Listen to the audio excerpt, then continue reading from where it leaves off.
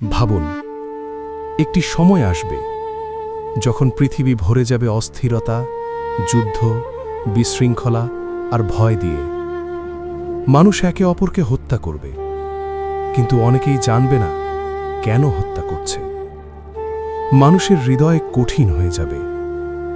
মানুষের কাছে মানুষের জীবন হবে তুচ্ছ। এটি কোনো কল্পকাহিনী নয়, এটি এমন এক সময়ের বর্ণনা যা সম্পর্কে সতর্ক করেছেন হযরত মুহাম্মদ সাল্লাল্লাহু আলাইহি ওয়াসাল্লাম, এবং এই সময়ের কথা ইঙ্গিত করা হয়েছে কোরআনেও। এই সময়কে বলা হয়েছে ফিতনার যুগ। আজ আমরা যে পৃথিবীতে বাস করছি, এটা কি সেই সময়ের শুরু? শেষ জামানার ফিতনা সম্পর্কে সতর্কতা। আল্লাহ তাআলা মানুষকে ফিতনা সম্পর্কে সতর্ক করেছেন। আল্লাহ বলেন, তোমরা সেই ফিতনা থেকে বেঁচে থাকো যা শুধু অত্যাচারীদেরকেই আঘাত করবে না, বরং তোমাদের সবার উপর ছড়িয়ে পড়বে। এই আয়াত আমাদেরকে একটি গুরুত্বপূর্ণ সতর্কতা দেয়। ফিতনা যখন শুরু হয়, তখন তা শুধু খারাপ মানুষদের সীমাবদ্ধ থাকে না, বরং পুরো সমাজকে প্রভাবিত করে। শেষ জামানায় হত্যাকাণ্ড বৃদ্ধি। রাসূলুল্লাহ সাল্লাল্লাহু আলাইহি ওয়াসাল্লাম বলেছেন, কিয়ামতের আগে এমন সময় আসবে যখন হত্যাকাণ্ড বেড়ে যাবে। সাহাবারা জিজ্ঞাসা করেছিলেন, কেন এত হত্যা হবে? রাসূলুল্লাহ সাল্লাল্লাহু আলাইহি ওয়াসাল্লাম বলেন, হত্যাকারী জানবে না কেন সে হত্যা করছে, এবং নিহত ব্যক্তি জানবে না কেন তাকে হত্যা করা হলো। এই হাদিসটি শেষ সময়ের অস্থিরতা ও বিভ্রান্তির ভয়াবহতা দেখায়। ফিতনা রাতের অন্ধকারের মতো ছড়িয়ে পড়বে। রাসূলুল্লাহ সাল্লাল্লাহু আলাইহি ওয়াসাল্লাম বলেছেন, ফিতনা রাতের অন্ধকারের মতো আসবে। মানুষ সকালে মুমিন থাকবে আর সন্ধ্যায় কাফির হয়ে যাবে, আবার সন্ধ্যায় মুমিন থাকবে, সকালে কাফির হয়ে যাবে। সে তার দিন বিক্রি করবে দুনিয়ার সামান্য লাভের জন্য।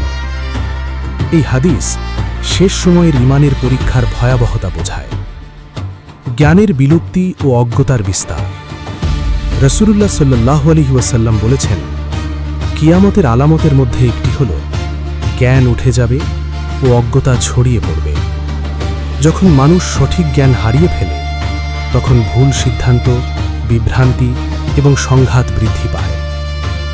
যুদ্ধ ও অস্থিরতার সময় রাসূলুল্লাহ সাল্লাল্লাহু আলাইহি ওয়াসাল্লাম আরও বলেছেন, কিয়ামত আসবে না যতক্ষণ না বড় বড় যুদ্ধ সংঘটিত হবে।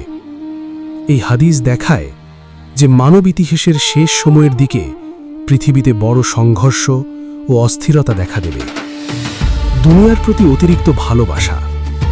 আরেকটি গুরুত্বপূর্ণ কারণ হল মানুষের হৃদয়ে দুনিয়ার প্রতি অতিরিক্ত ভালোবাসা। আল্লাহ বলেন, জেনে রাখো, দুনিয়ার জীবন হল খেলা, বিনোদন, সাজসজ্জা, পারস্পরিক গর্ব এবং সম্পদ ও সন্তানের প্রতিযোগিতা। যখন মানুষ দুনিয়াকে জীবনের মূল লক্ষ্য বানায়, তখন অন্যায়, লোভ এবং সংঘাত বাড়ে। আজ পৃথিবীর দিকে তাকালে আমরা কি দেখি?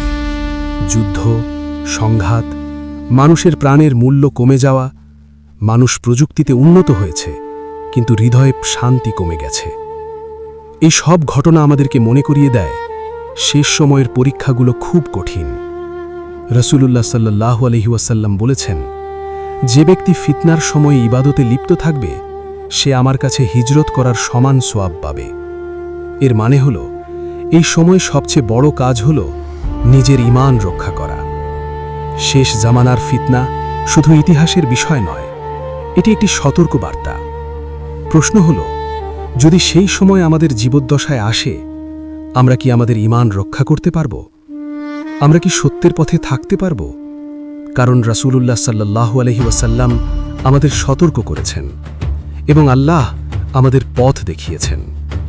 যারা কোরআনকে আঁকড়ে ধরবে, যারা সত্যের অনুসরণ করবে, তারাই এই অন্ধকার সময়ের মধ্যেও আলো খুঁজে পাবে।